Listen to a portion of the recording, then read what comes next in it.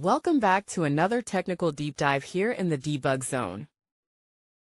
Today we're tackling a big question and breaking it down with insights from other users. Hopefully this clears up some misconceptions and helps you get the answer you need. So buckle up, stay a little curious, and let's jump right in.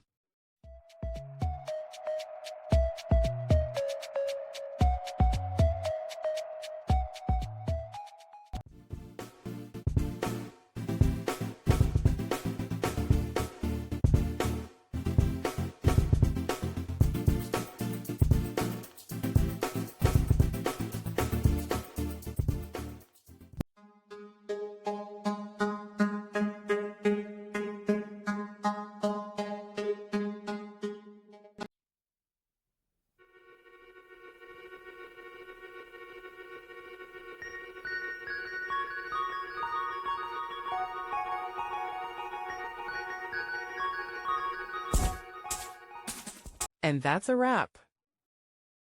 I hope you found the answer you were looking for. If you did, take a second to hit that subscribe button. It really helps out. And let me know in the comments which solution worked best for you. See you next time in the debug zone.